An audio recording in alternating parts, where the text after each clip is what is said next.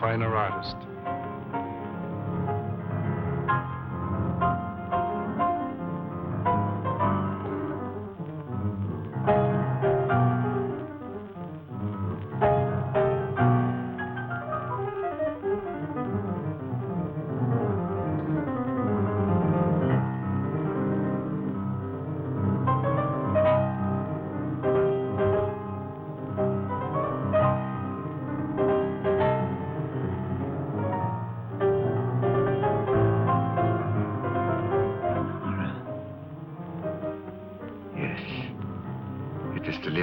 Of her.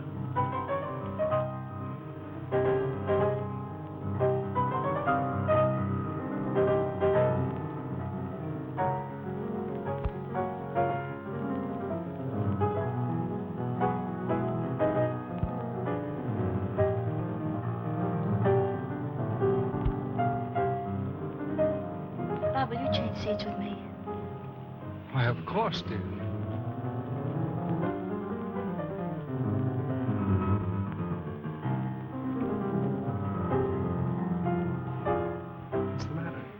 Nothing, but that man in the next box keeps staring at me.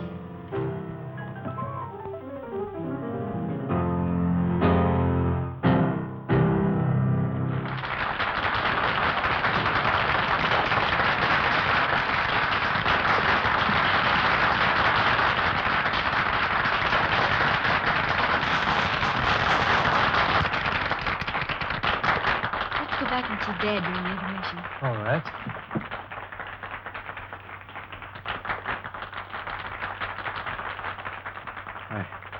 It is like seeing the dead return to life.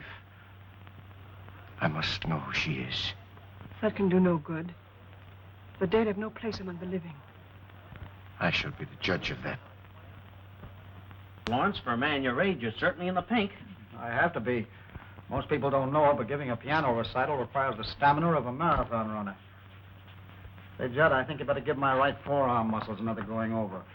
Feel a slight cramp in my index finger. Yes, sir. Hello, Dad. Hello, darling. Hi, Bob. How am I doing? Marvelously. I don't believe I've ever heard you in better form.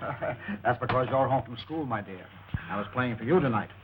Oh, am I glad this engagement ends my concert tour.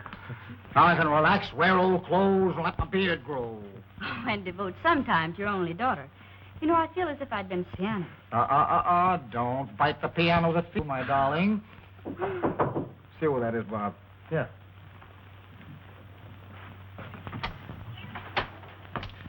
This gentleman would like a minute with Mr. Lawrence. Just a moment. Dr. Igor Markoff is waiting to see you. Igor Markoff? I don't know the man. I'll tell him to write me for an appointment. No, wait a minute, Bob. I've got a few minutes. Let him come in. My dressing gowns yet?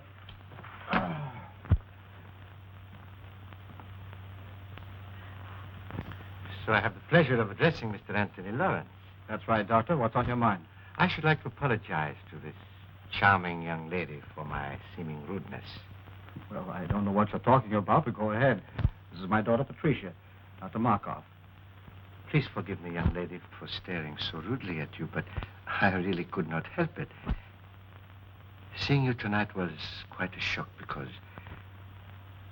you are the living image of my wife, Lenore, as she looked at the time we were married. She was taken away from me under very tragic circumstances.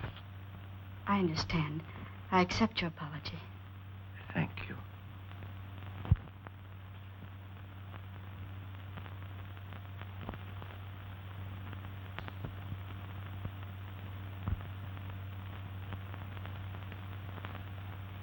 This will always remain an unforgettable moment in my life. Thank you. Auf Wiedersehen. So nice to have met you. I always appreciate the privilege of meeting a great artist. Thank you, Doctor. And good night. Good night, sir.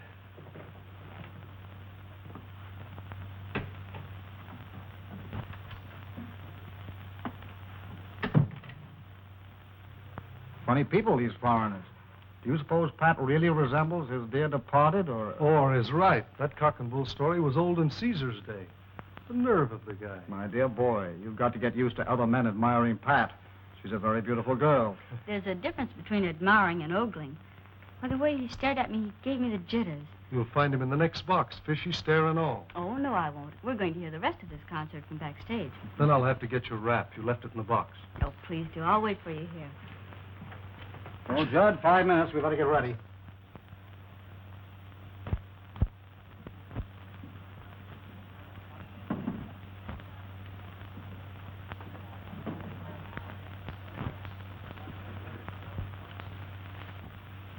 It seems that the great Dr. Markoff failed to make a favorable impression.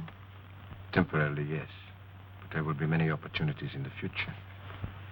Besides, the doorman was not averse to accepting a little gratuity and gave me all the information I needed. Igor, I've risked my life for you.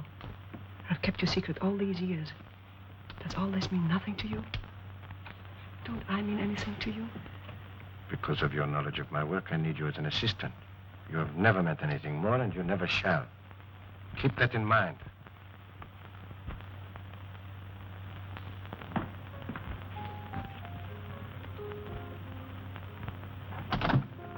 Flowers for Miss Lawrence?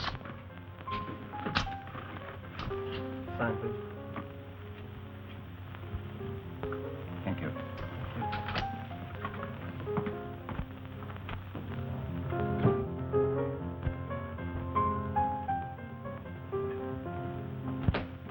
More flowers for you, Miss Lawrence.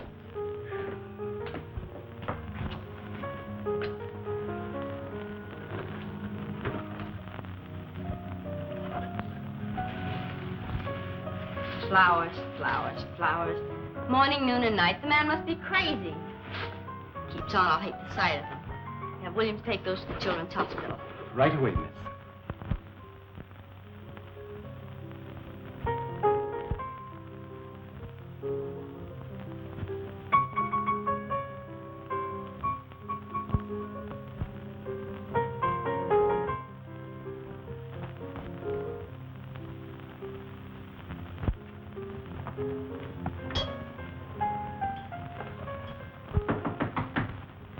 Come in. Dad, you've just got to make Dr. Markoff stop pestering me. First it was flowers 3 times a day, and now he's sending notes with them. Now, look, I can't stand any more of this. You've just got to make him let me alone. Well, the man must be out of his mind. I never heard of such presumption. Now, don't you get upset about it, Pat. I'll take care of Dr. Markoff. You just forget about him and let me handle this. What are you going to do, Dad? I'm going to call on our friend and tell him very plainly that his attentions to you are unwelcome, and then stop them immediately. You be careful, won't you? Careful? What do you mean? Well, you'll probably laugh at me, but when you call on Dr. Markoff, will you take Bob with you? Pat, I can take care of myself. But you said yourself he was out of his mind. Did you notice his eyes that night in your dressing room? They seemed to stare right through me. You've been listening to too many horror radio programs lately. What you need is a good workout on the badminton court. Come on, run along. Fear not, fair lady. I shall beard the reptile in his den.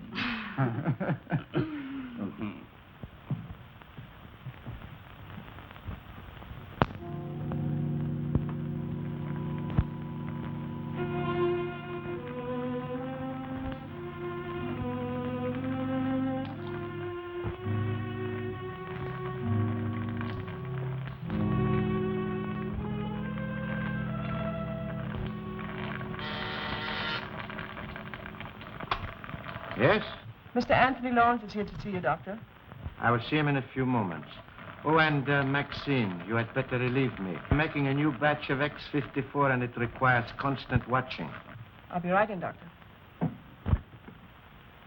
The doctor will see you in a few minutes. Won't you be seated? Thank you.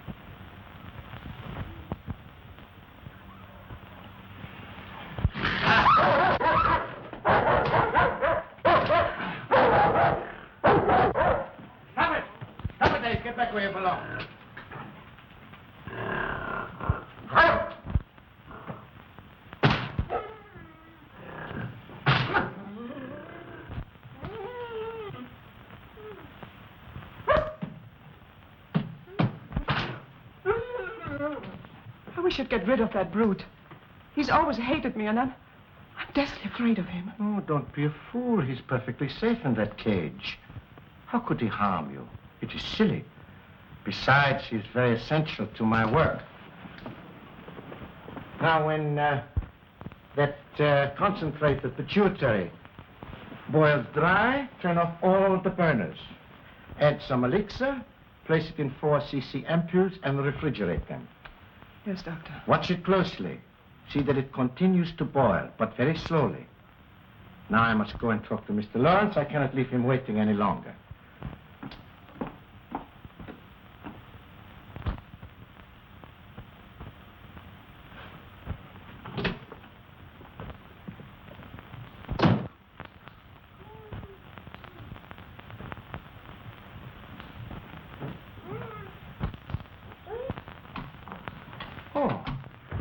Mr. Lawrence, nice to see you again. This isn't a professional call, Dr. Markoff. I've come here on a purely personal matter. Oh, well, in that case, you'd better come into my private office. Thank you.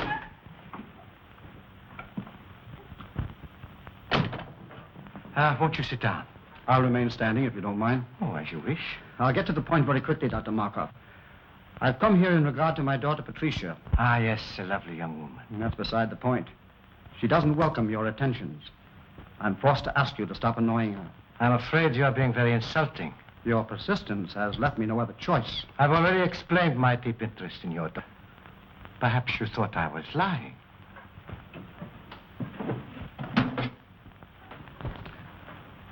Would you look at this picture?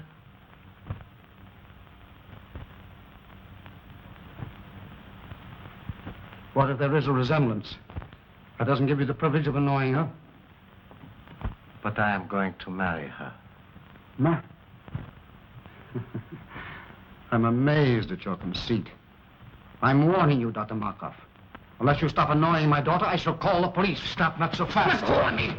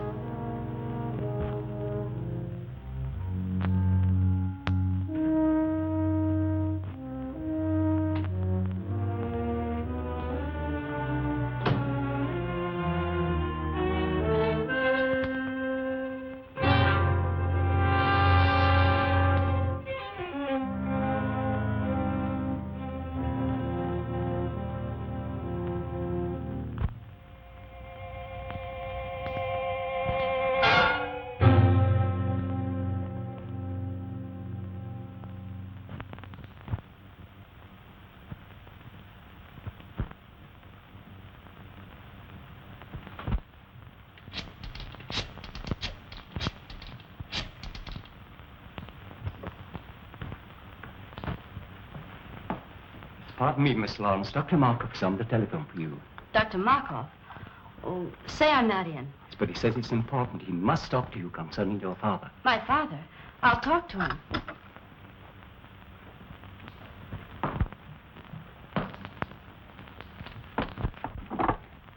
Hello? Yes, Miss Lawrence speaking. Oh, Miss Lawrence, your father has had a slight attack of vertigo. Yes, he's here in my office. It was probably brought on by overwrought nerves. I was wondering if you had not better come and get him. Is he well? No, not seriously. However, scarcely able to drive his own car. Of course, I could keep him here, or if you wish, I could call an ambulance. Ambulance? Oh, no, I'll be right there. Where is it? 1335 Cliff Drive. Thank you.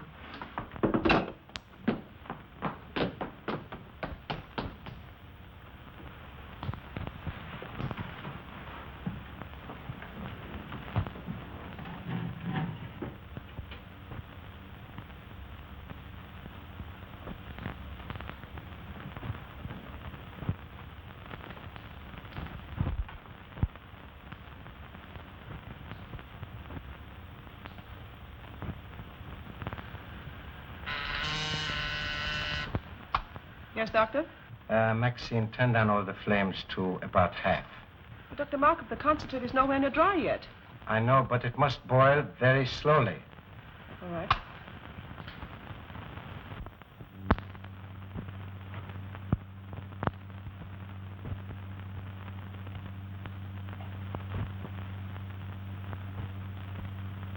So you see, Mr. Lawrence, nobody having witnessed our encounter, I am perfectly willing to keep it a secret. Of course, if you desire to say something about it, I will admit that you threatened me with violence, and I was forced to protect myself. It is simply a case of your word against mine.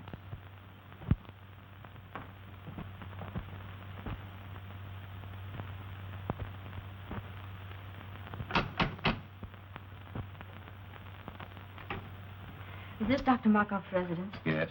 Are you Miss Lawrence? Yes. Come in. The doctor's expecting.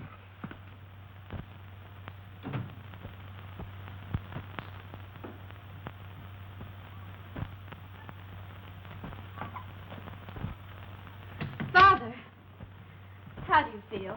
Pat, what are you doing here? Dr. Markoff said you were a little indisposed, so I came to drive you home. Are you feeling better now? Yes, much better. You well enough to start? Yes, of course. Steve, help Mr. Lawrence to his car.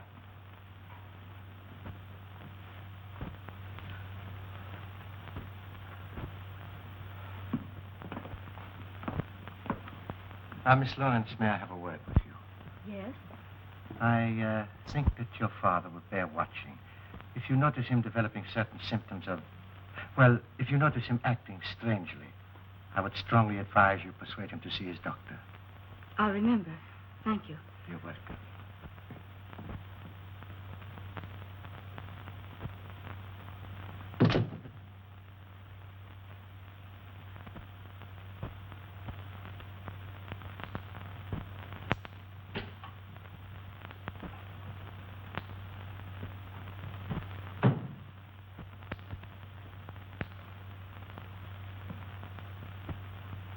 Have you finished? Yes, I did exactly as you told me. Why are you working on a formula X54? I thought you were satisfied with X53.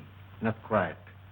I have succeeded with X53 in arresting the disease acromegaly, but it will do no more than hold it in check. Come, I will show you.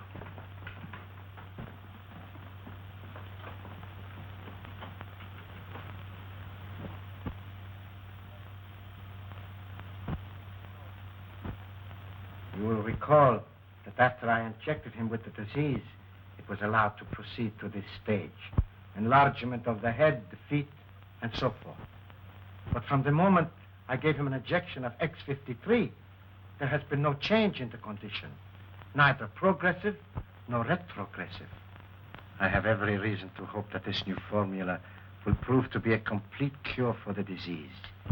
Think what it will mean to have the power to control a dread disease like acromegaly. The only living man to have such power. And why are you the only living man to have such power? You know why. Yes, I do. And you're not even a doctor. You stole the name and laboratory notes from the man you killed.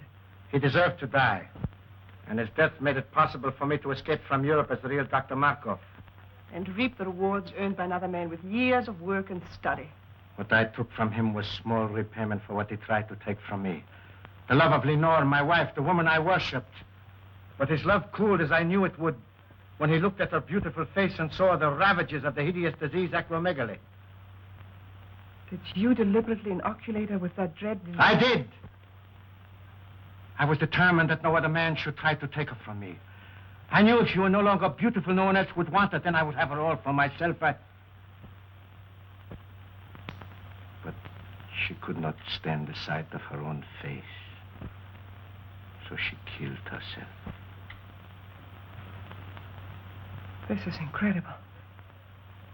Only a madman could do a thing like that. I'm getting out of here. I'm going to police him and tell him everything. Police him and tell him what a madman. Stop!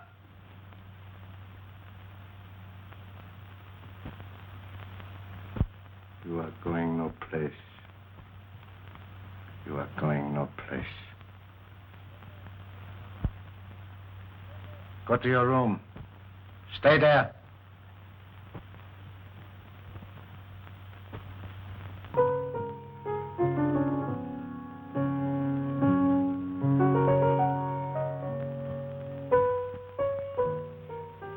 Good to have you back again with us, Bob. Glad to be back once more, Pat.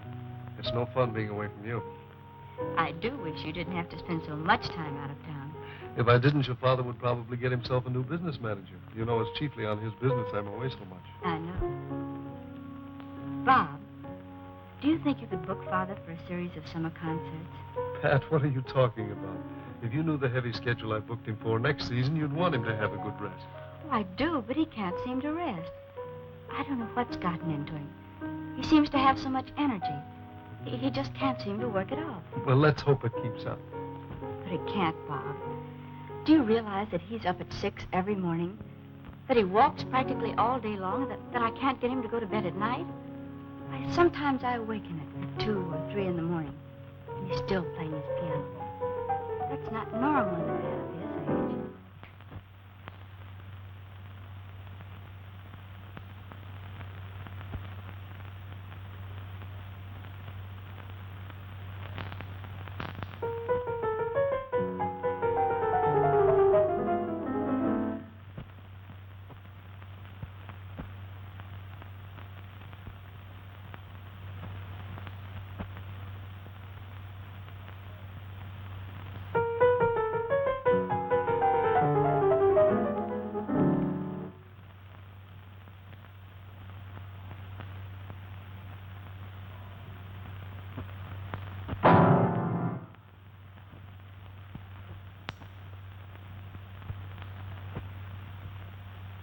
Pat, come here.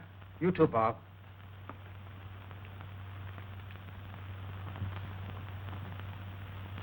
Doesn't it look as if my fingers were thicker?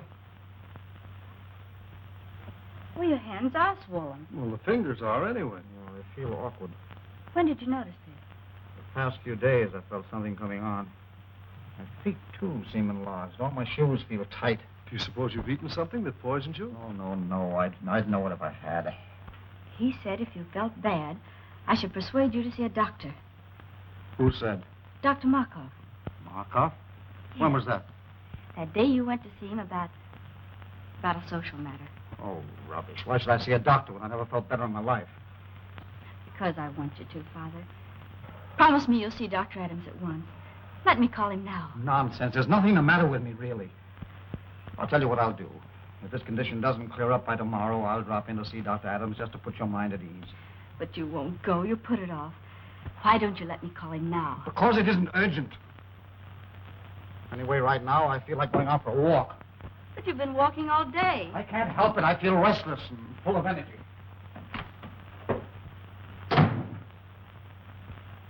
What do you make of it, Bob? Oh, perhaps some minor upset. But I would have him checked over by Dr. Adams. And how are you feeling today, Mr. Lawrence? Physically, extremely well. And your appetite? Still increasing. Mr. Lawrence, after studying all the results of your laboratory tests, X-rays, metabolism records, I have reached a conclusion. But not being satisfied with my analysis alone, I called into consultation Dr. Kruger and Dr. Naylor, whose reputation, of course, you know. Yes, certainly. And they, without any hint from me, both came to the same conclusion. Acromegaly. Acromegaly? Yes. It's a very rare disease, glandular in origin, activated by a defective pituitary. Doctor, can't you tell me in plain English what's wrong with me and how serious it is? I'm trying to tell you. You have a glandular disorder, a disorder of the pituitary gland. A disease so rare that medical science knows little about it as yet. Is it fatal? Fatal? Well, not necessarily. It's a progressive disease, enlarges the extremities. It's accompanied by an increasing amount of energy to a fabulous and dangerous degree. Is it curable? Mr. Lawrence, there is but one man, to my knowledge, who knows anything important about acromegaly. He's a specialist in glandular disorders, and I understand has devoted a great deal of research to this particular disease. I urgently suggest that you consult this man, who is in a position to do more for you than any person in the profession. Who is it? Dr. Igor Markoff. Dr. Markoff? Yes. Do you know him? Yes. Strange you didn't think to consult him. Well, I've just met him socially. I don't know him socially, but his name ranks among the top names in the profession. His reputation is international. So he is, therefore, the man that you should see, Mr. Lawrence. I'd rather not see Dr. Markoff. Isn't there anybody else I can consult? No. He's the only man I know that can help you. He has not seen fit as yet to give out his findings or his method of treatment to the profession. So, therefore, if you're to be helped, you must go to him. And there's nothing you can do for me, Dr. Adams? Frankly, Lawrence, nothing effective. Well, thank you for your frankness. You will see him? I'll think it over.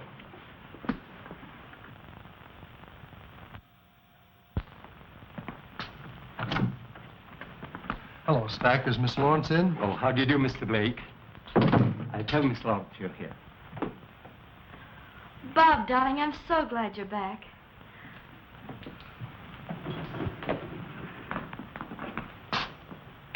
I've only been away 4 weeks. How are you, sweetheart? I'm so worried. About what? About Father. What's he been up to now? Well, that's just it, Bob. I don't know. He's locked himself in his room for weeks. He hasn't allowed anybody in to see him. Stack takes his meals into him, but he has to leave the tray in the music room. He says the door into the bedroom is locked, and that Father won't come out until after he's left. Is he in there now? Yes, but the door from the music room into his suite is locked from the inside. He sounds in excellent form. He hasn't touched the piano in weeks.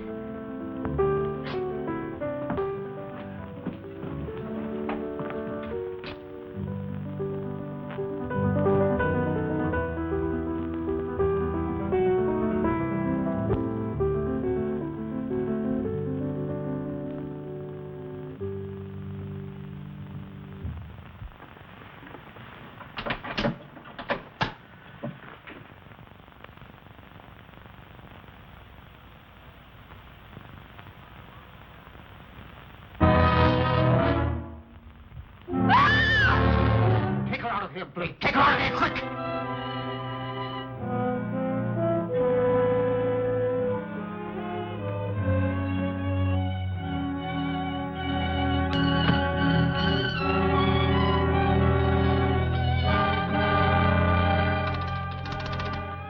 Oh, Stack.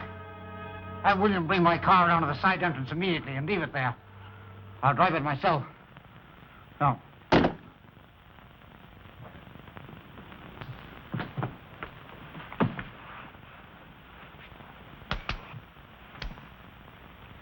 Darling. Easy, darling. You fainted. Bob, did you see what I saw? What are you talking about? Did you see his face? His head was so large. It's your imagination, darling.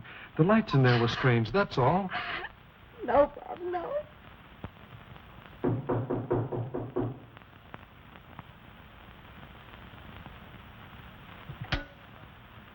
Maxine, see who's in my waiting room.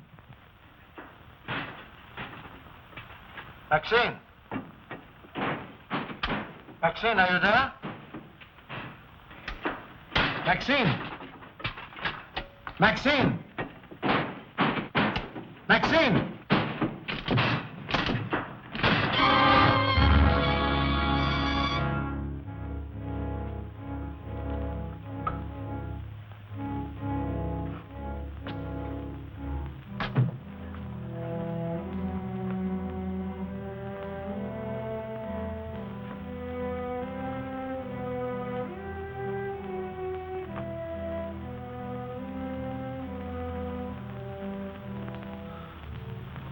Lawrence. Yes, Markoff. Weren't you expecting me? You knew I'd have to come to you sooner or later.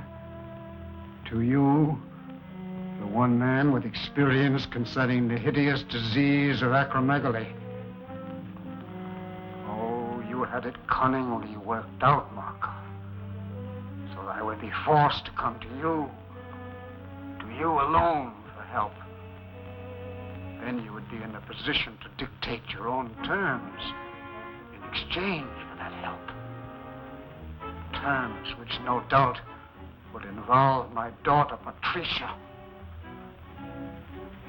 Oh, you were clever, Markoff. Exceedingly clever.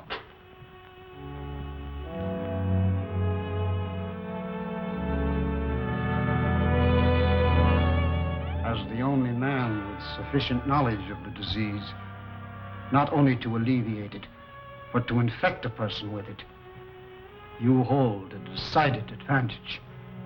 So you see, Markoff, I know you infected me with something that caused acromegaly. But how you made the disease develop so rapidly, when science has proven that it takes years to reach this stage, I do not know. But you did. And now, Markoff, I come to you as you knew I must, to make terms. I've come to make terms. No, Lawrence, you overestimate my control of the disease. I've made an extensive study of it. Yes, that is true. But after all, I am only an apprentice. Yes, the devil's apprentice. Markoff, you have set yourself up as a Frankenstein and created a monster. I am that monster. But if you remember, the monster destroyed the man who created him. That is what I'm going to do to you. Destroy you!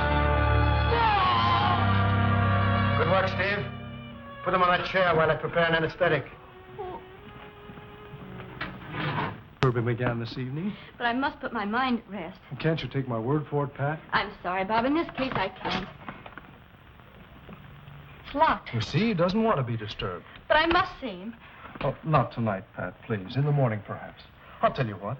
I've got to see him in the morning on some business. And as soon as I've finished, I'll send for you. How's that? Well, make it early. I can't have this hanging over my head. I know, dear, and I'll make it just as early as I can. Now, how about getting some rest for yourself? You look exhausted. Oh, I suppose I do, but I can't help it. You look lovely to me, dear. But you do need rest. Now run along. Sleep well. I'll try. Good night. Good night.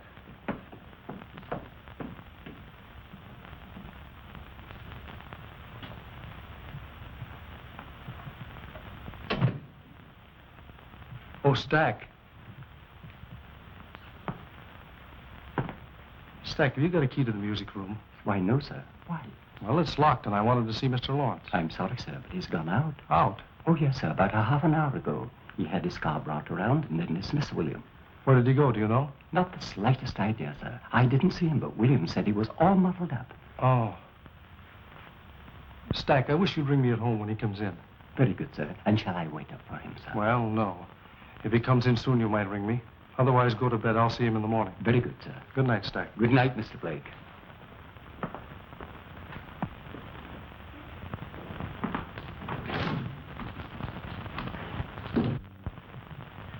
Put him in the room of the surgery in the east wing.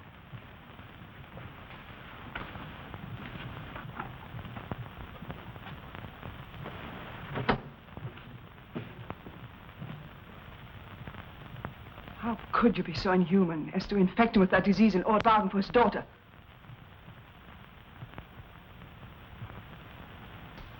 Who gave you that idea? You left the dictograph open. I heard every word that was said. Forget what you heard. It does not concern you. I'll not forget.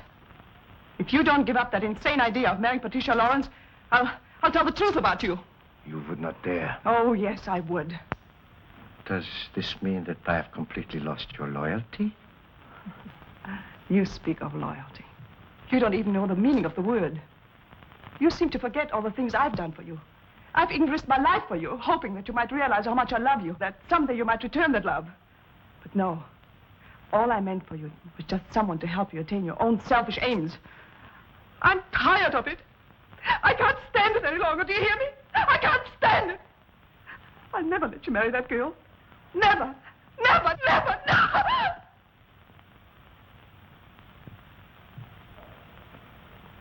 Maxine, you heard nothing. You heard nothing. You heard nothing. Now go to your work.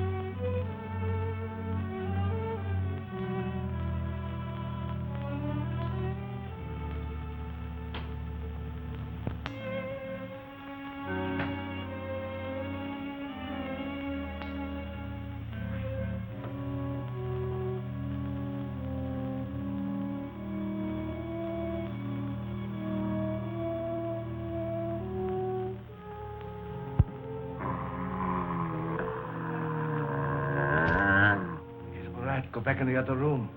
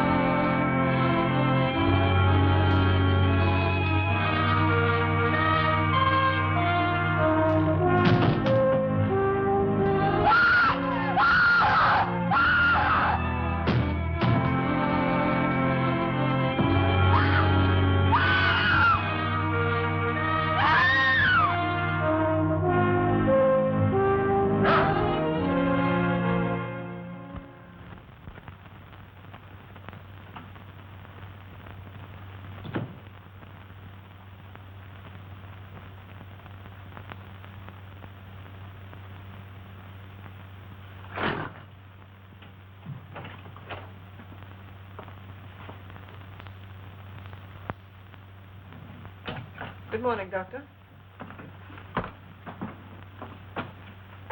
The gorilla's cage was left unlocked last night. No, really? Why, he could have killed somebody. Yes, he could have killed me if Ace hadn't heard me scream and driven him back again to the cage. Oh, well, you are very fortunate. Very. And so am I. I could have lost a valuable assistant. How do you suppose the cage was left unlocked? Oh, I suppose the attendant was careless. I shall discharge him immediately.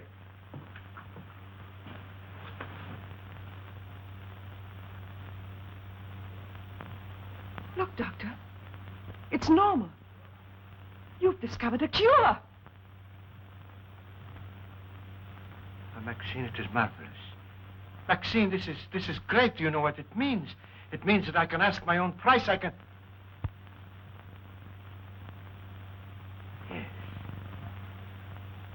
Oh, by the way, Maxine, I have a special prescription I want filled at Hancock and Groves. You will go and see to it yourself personally.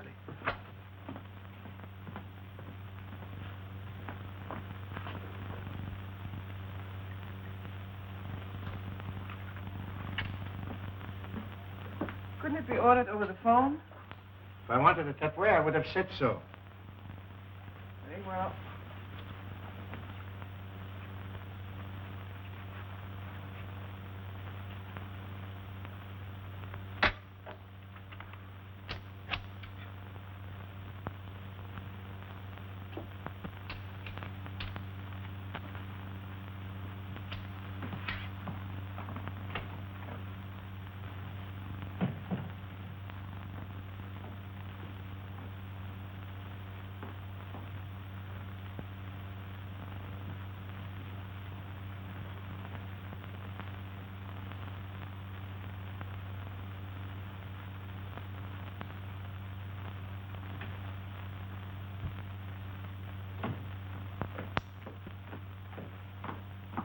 Good morning, Mr. Ack. Good morning, Miss Lawrence.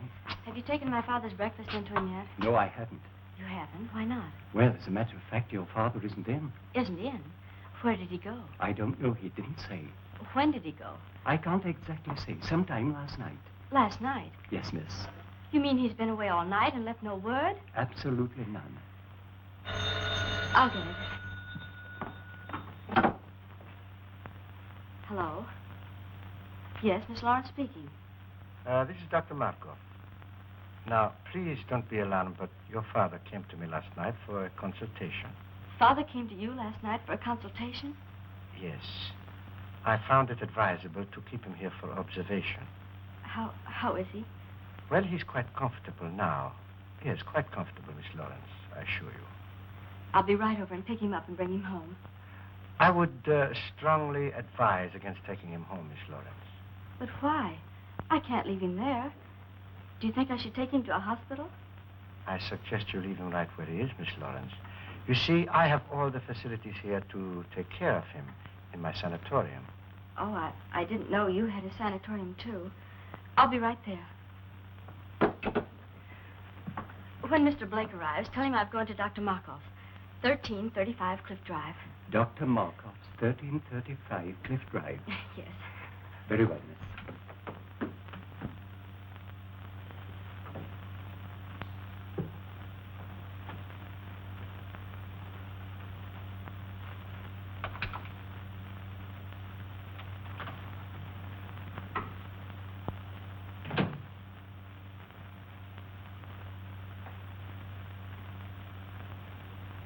Lawrence, I want you to try hard to understand what I'm saying. Try hard. This is Dr. Markoff. I can save you, Lawrence. I can cure you. Do you hear me? Yes, I can hear you. Good. Remember that I am the only one that can cure you, and I will cure you on one condition. A very simple condition, Lawrence. Your daughter is on her way over here now. No! I want you to persuade her to be very agreeable to me. No! You can convince her that it is you she is coming to see. You can tell her that I am helping you. That is a very little thing to ask for your cure. No! Very well. We shall see about that.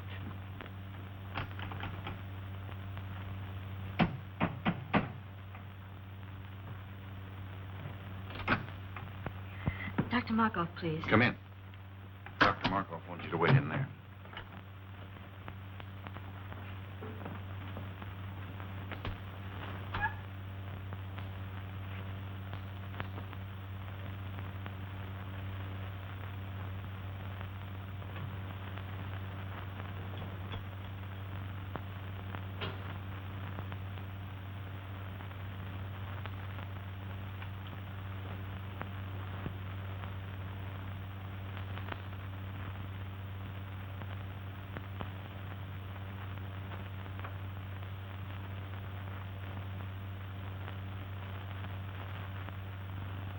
How long ago did she leave for Dr. Markoff's stack? About a half an hour ago, I should say, sir. I'll have to step on it. 1335 Cliff Drive, you That's said. correct, sir.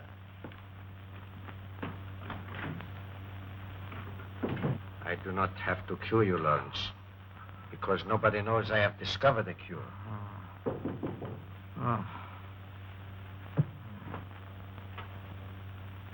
Miss Lawrence is here.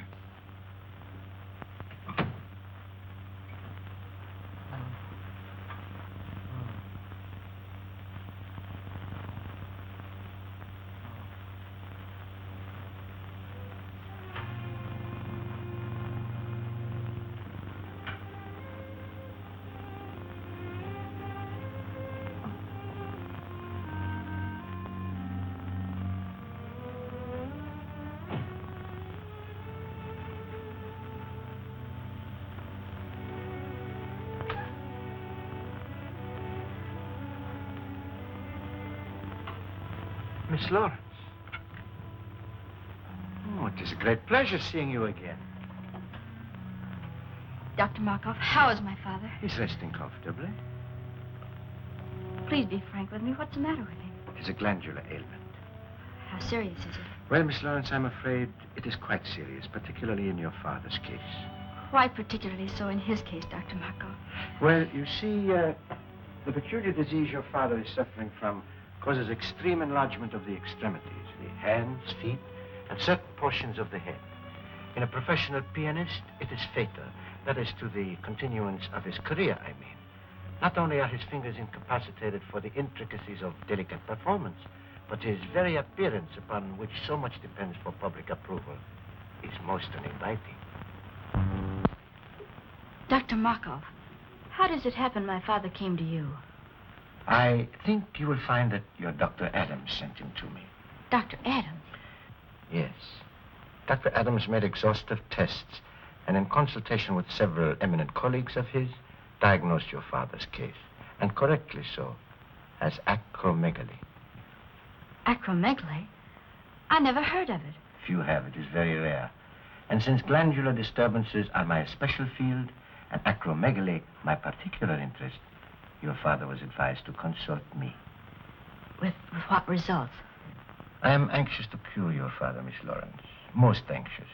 Providing he is willing to obey my instructions to the letter. Do you anticipate any lack of cooperation on his part, Dr. Markoff? Perhaps some. You see, Miss Lawrence, it is rather long and slow treatment. Naturally, a man of your father's nervous temperament will be impatient, obstinate, even rebellious on occasion. Progressively so, as the brain begins to function more normally. You see, Miss Lawrence, your father is mentally incompetent. You mean he's... Oh, well, shall we say, temporarily unbalanced mentally. The functioning of the pituitary, being aggravated by pressure, makes the patient physically violent on occasion, and great care must be taken that he does not do violence to himself or to others. Dr. Markoff, I'm my father. I can easily understand your need to do so, Miss Lawrence, and I would gladly save you the pain if I could. But I know you will not be satisfied unless you do see him for yourself. Besides, it will give you a basis for comparison. It will give you new hope from day to day as you see him improve. Where is he? Take me to him. In a moment. But remember, although he is still under a sedative, he might easily be aroused to violence. I would advise not to excite him, merely to reassure him that he will receive the very best of care, that you will see to it yourself personally, and that you recommend he do everything possible to cooperate with us. I will. Take me to him. This way, Miss Lawrence.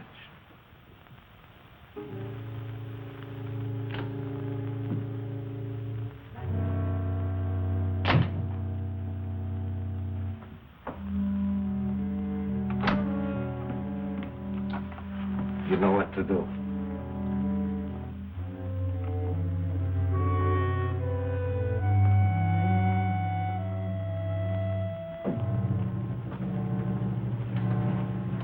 And remember, Miss Lawrence, advise your father. Fullest cooperation in every way possible.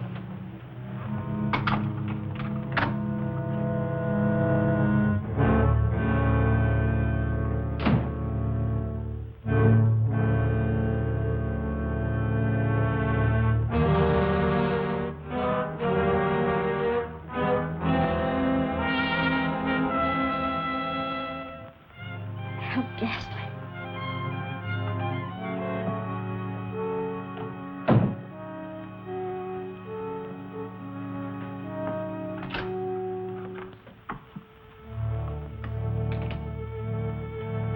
You can't go in there, Maxine. Why not? Dr. Markoff said so.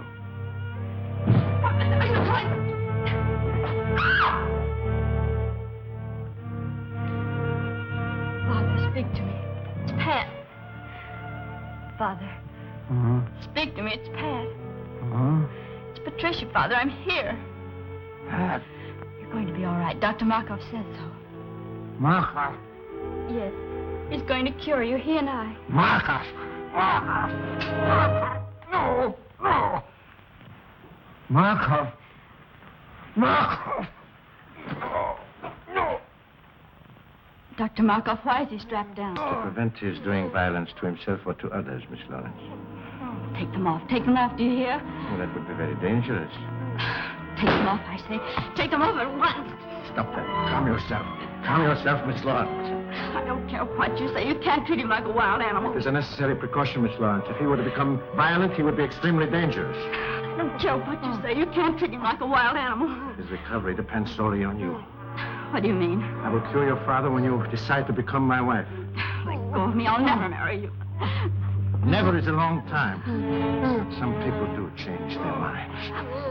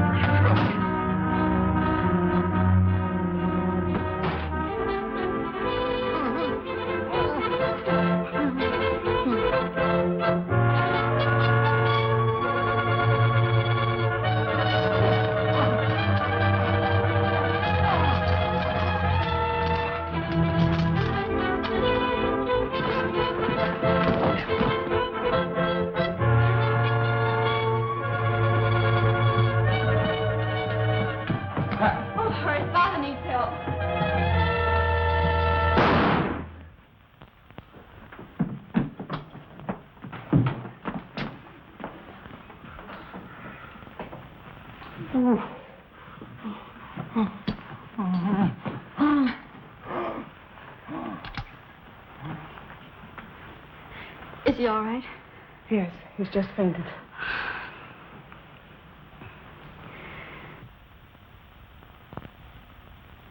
Dr. Markoff was the only man who could cure Dad.